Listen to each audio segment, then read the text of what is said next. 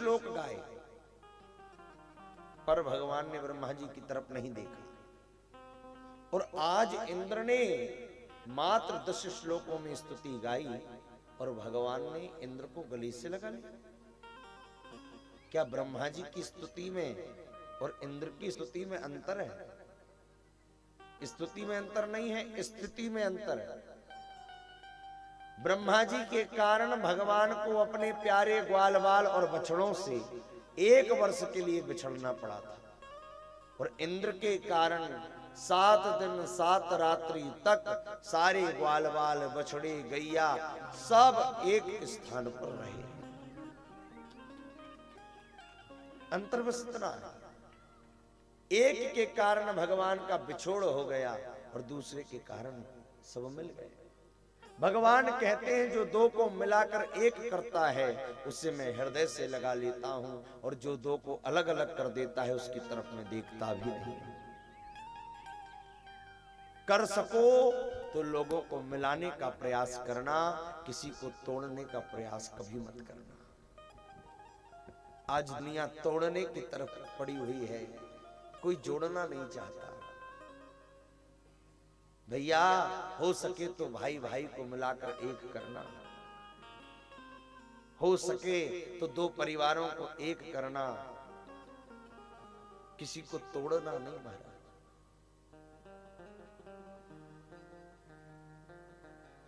भगवान राम जी का जब विवाह हुआ ना, तो पहले के समय में जब विवाह में भोजन होता था तो सबसे पहले क्या परोसा जाता था? दाल और चावल सबसे पहले।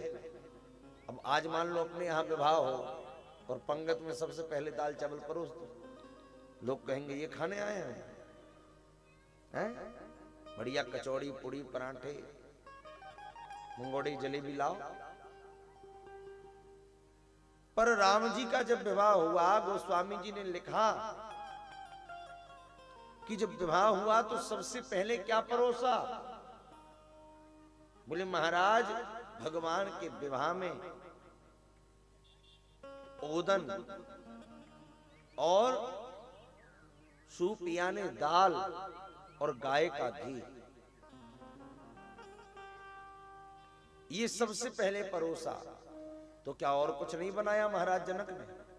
बोले बनवाए तो बहुत आइटम थे, पर सबसे पहले दाल चावल परोसने की प्रथा क्यों थी? क्योंकि दाल और चावल को मिलाकर खाया जाता है। कैसे खाया जाता है? मिलाकर। और पूड़ी कचौड़ी पकौड़ी को तोड़कर खाया जाता है। इसलिए पहले ऐसे व्यंजन नहीं परोसे जिसे तोड़ना पड़े। क्यों? बोले यहां जब 2 परिवार मिल रहे हैं, जहां जनक और दशरथ मिल रहे हैं, जहां सीता राम मिल रहे हैं, जहां कौशल्या सुनैना मिल रहे हैं, जहां अयोध्या और जनकपुर मिल रहे हैं, वहां भोजन भी मिला हुआ होना चाहिए, तो भोजन नहीं होना चाहिए। इसलिए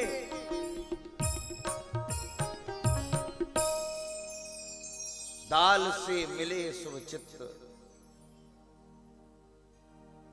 दाल से मिले दिल, चावल से मिले शुभ चित्त, और घी से हो स्निग्धता, यही जवनार निमित्त। और जब ऐसे भोजन रहे तो मिले रहे प्रिय गोत्र, और पूड़ी और कचौड़ी में पहले तोड़ा तोड़ी हो।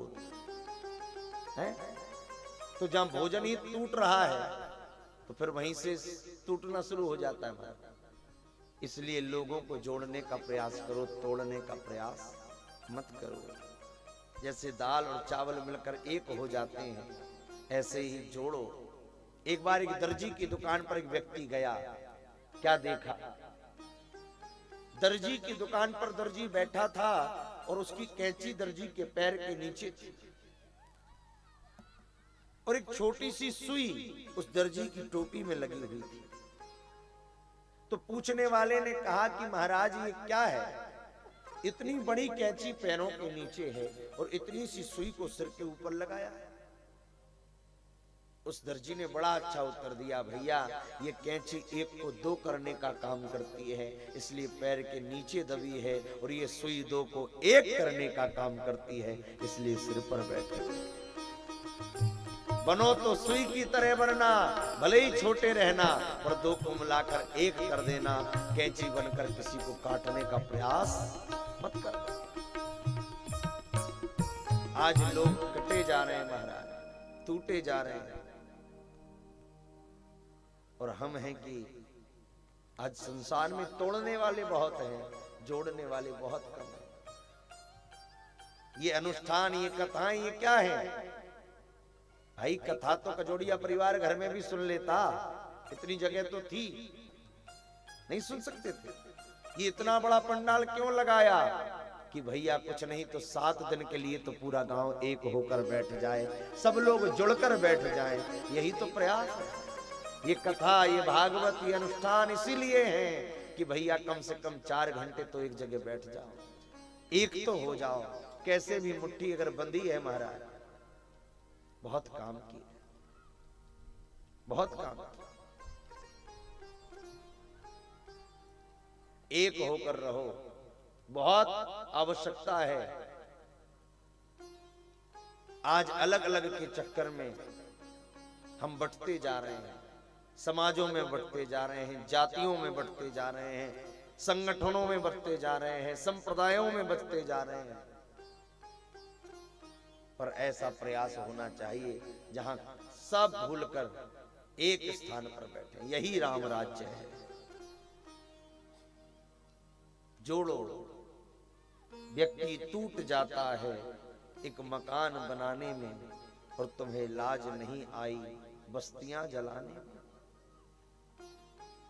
प्रयास करो भैया, जोड़ो। आज भगवान ने इंद्र से कहा, इंद्र मैं प्रसन्न हुआ, तूने इन सबको जोड़कर एक कर दिया।